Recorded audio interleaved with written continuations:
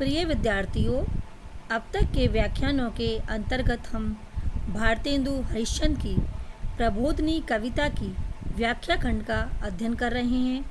अब हम आगे की व्याख्याओं का अध्ययन करते हैं। ये विषय बीए फाइनल हिंदी प्रथम प्रश्न पत्र आधुनिक कविता के अंतर्गत आता है। मैं अंजना शर्मा, सहायक आचार्य हिंदी, MSJ कॉलेज भरतपुर। यह अवतरण भारतेंदु हरिश्चंद्र द्वारा रचित प्रबोधिनी कविता से लिया गया है। इसमें प्रातःकाल होने पर श्री कृष्ण को जगाने का विनम्र भाव अभिव्यक्त हुआ है। ललिता लीने बीन मधुर सुरसो कछु गावत, बैठी विशाखा कोमल करन मृदंग बजावत। कवि भारतेंदु जी अपने आराध्य श्री कृष्ण को लक्ष्य कर कहते हैं कि प्रातःकाल हो गया है। ललिता नाम की राधा की सखी या कहें उनकी सेविका बीन लेकर मधुर स्वर में कुछ गा रही हैं। बैठी विशाखा कोमल करन मृदंग बजावत। ललिता के अलावा उनकी एक और सखी विशाखा नाम की जो सहेली है, वह बैठकर अपने कोमल हाथों से मृदंग बजा रही है। करन यानी हाथ। चित्रा रची रची बहु कुसुमन की माल बनावत।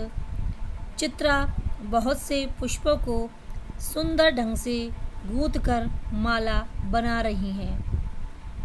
श्यामा भामा आभरण सारी पाग सजावत। श्यामा एवं भामा आभूषणों, साड़ी एवं पगड़ी को सजा रही है। पिकदान चंद्रभागा लिए चंपक लतिका जल गहत। चंद्रभागा नामक सेविका पिकदान लिए खड़ी हैं तो चंपालता पानी लेकर तैयार है। दर्पण लेकर मैं इंद्रलोक लेखा बलि बलि जावो कहत। स्वर्ग लोक की लेखा रेखा नामक सेविका हाथ में दर्पण लेकर खड़ी है और कह रही है कि हम सब आप पर बलिहारी जाती हैं, अतः आप जागिए। यानी राधा की जितनी भी सहेलियां हैं, जितनी भी सखियां हैं, वो सब राधा और कृष्ण को जगाने के लिए अपने अपने कार्यों में लगी हुई हैं। आशय यही है कि प्रातःकाल श्री कृष्ण के जागने पर उन्हें सारी प्रसाधन सामग्री देने के लिए सेविकाएं तत्पर रहती हैं और समस्त वातावरण को मनोरम बनाने में वे सब जुटी हुई हैं। आभरण, आभरण का मतलब होता है आभरण या आभूषण, जो कि इसमें कठिन शब्द दर्शाया गया है। सारी, सारी होता है साड़ी। गहत, गहत का अर्थ होता है पकड़ना या ग्रहण करना।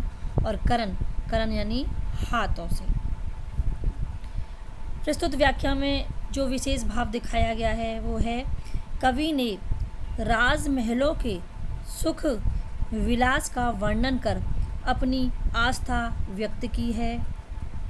अनुप्रास एवं काव्यलिंग अलंकार का प्रयोग किया है और छप्पे छंद से इसको सुंदरता प्रदान की है। भागवत तथा अन्य ग्रंथों में राधा की सखियों का उल्लेख हुआ है। ललिता, विशाखा, चित्रा, श्यामा आदि सब सखियां हैं जो सेविका रूप में सहायता करती हैं राधा की। ललिता दुर्गा का एक नाम है। विशाखा चांद्रमास का 16वां तथा चित्रा 14वां नक्षत्र कहलाता है। तुलसी के पौधे को श्यामा कहते हैं। इसे ही लोक आस्था में कृष्ण तुलसी भी कहते हैं। श्यामा यमुना का भी नाम है तथा यौवन मध्यावस्था सुंदर स्त्री को श्यामा कहा गया है। अतः ये सभी नाम किसी न किसी रूप में अपने पर्याय को अभिव्यक्त करते हैं। कवरी सवरी गूथ फेर सो मांग भराओ, कसके रस्सो पाग पैंच सिर पैंच बधाओ। प्रस्तुत अपरण भारतेंदु हरिश्चंद्र द्वारा रचित वही प्रबोधिनी कविता से लिया गया है। इसमें श्री कृष्ण को जाग जाने के लिए कहा गया है और साथ ही रात्रि के श्रुत क्रीड़ा के चिन्हों को मिटा देने की सलाह भी व्यक्त हुई है। कवि श्री कृष्ण को लक्ष्य करके कहते हैं कि हे रसिक कृष्ण, तुम जागकर अपनी चोटी को अच्छी तरह बांध दो, क्योंकि जब हम सोते हैं तो हमारे बाल बिखर जाते हैं, चोटी खुल जाती है। तो सुबह होने पर हमें क्या करना चाहिए, अपने बालों की चोटी बना लेनी चाहिए। और यही आह्वान कवि श्री कृष्ण भगवान से करते हैं कि अब आप जाग गए हो तो अपनी खुली हुई चोटी को अच्छी तरह बांध दो। कस के रस्सो पाग पैंच सिर पैंच बधाओ, राधिका भी अपना जूड़ा बांध लो और अपनी मांग को फिर से सिंदूर से भर लो। अंजन मुख सो शीस महावर बिंदु छुड़ाओ, जुग कपोल सो पीक पहुँच के छाप मिटाओ। तुम सिर पर पगड़ी कसकर बांधो और उस पर सिर पैंच अर्थात मुकुट, कलंगी या मोर पंखों का मुकुट बंधवा दो। रात्रि में राधिका के साथ आलिंगनबद्ध होने से उसका अंजन तुम्हारे मुख पर लग गया और सिर या ललाट पर उसकी महावर के बिंदु लग गए हैं, अतः उस अंजन एवं महावर बिंदुओं को उठकर तुम छुड़ा दो। जुग कपोल सो पीक पहुँच के छाप मिटाओ, तुम्हारे दोनों कपलों पर प्रियतमा की पीक के निशान लग गए, उन्हें पोंछ दो और उन निशानों को अच्छी तरह मिटा दो, क्योंकि अब प्रातःकाल हो गया है और रात्रि गुजर चुकी है। और हार चीन पर पीठ पर कंकन उपरोदेत छवि, तुम्हारी छाती पर आलिंगनबद्ध प्रियतमा के हार के चिन्ह दिखाई दे रहे हैं तथा तुम्हारी पीठ पर उसके कंगनों के निशान उभर रहे हैं, जो कि बहुत बड़े अच्छे लग रहे हैं। जागो दुराऊ ते ही बात अब जामे कछु बरन्ना कवि। जागो और इन चिन्हों को छिपा दो अर्थात मिटा दो। अगर ये चिन्ह पढ़ने वाली बातें बाहर प्रकट हो जाएंगी तो लोगों के साथ ही कविजन भी इनका वर्णन कर लेंगे, अतः ऐसा उपाय करिए आप कि कविजन इनका कुछ ही वर्णन नहीं कर सकें। कठिन शब्द हैं कवरी। कवरी का मतलब होता है चोटी या जूड़ा। जुग यानी दोनों, दुराव यानी छिपाओ। व्याख्या में जो विशेष भाव है, ब्रज भाषा का माधुर्य तथा भावानुरूप पद मैत्री दिखाई दिया है। अनुप्रास, स्वभावोक्ति एवं काव्यलिंग अलंकार का प्रयोग हुआ है। छप्पे छंद की गति यति उचित है।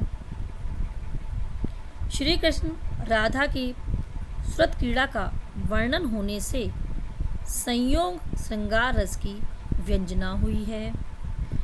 कविजन छोटी सी रहस्यमय बात को अपनी प्रतिभा एवं कल्पना शक्ति से बढ़ा चढ़ाकर वर्णित करते हैं, अतः कवियों के समक्ष श्रुत क्रीड़ा का रहस्य प्रकट नहीं होने चाहिए। इस कला का सरस पूर्ण चित्रण कवि के द्वारा किया गया है। आलस पूरे नैन अरुण अब हमें दिखावो, सुरत याद दे प्रिया द्रगन भरी लाज लजाओ।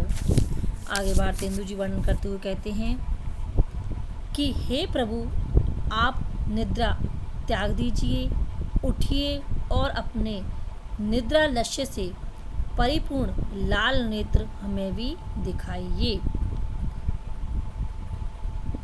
सुरत याद दे प्रिया दगन भरी लाज लजावहु। रात्रि में प्रियतमा से यानी राधा रानी से जो श्रुत क्रीड़ा की, उसकी याद प्रिया की दृष्टि में भरकर उसे लज्जा से पूरित कीजिए।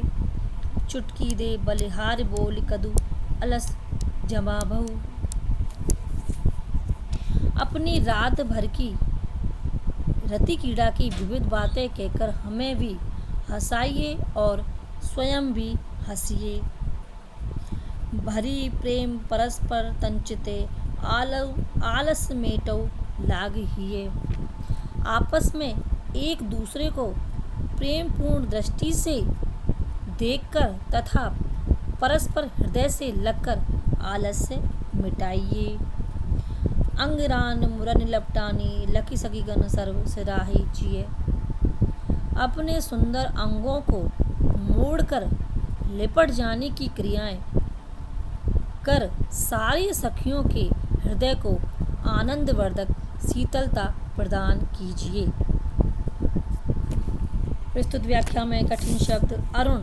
अरुण का मतलब होता है लाल। केली, केली यानी श्रुत पीड़ा। भाकी यानी कहकर। सिराही शीतल करो यानी ठंडा करो। जिए, जिए यानी हृदय। विशेष भाव जो है संयोग श्रृंगार की सुंदर व्यंजना हुई है। अनुप्रास काव्यलिंग एवं पर्याय युक्त अलंकार प्रयुक्त हैं और छप्पे छंद का प्रयोग किया गया है। संयोग श्रृंगार की सुंदर व्यंजना हुई है। अंतिम दो पंक्तियों में नायक के साथ नायिका को भी निरूपित किया गया है। इसमें कवि का भक्ति निवेदन संख्य भाव पर आश्रित है। आगे की व्याख्याएं अगले YouTube वीडियो पर हम अध्ययन करेंगे। धन्यवाद।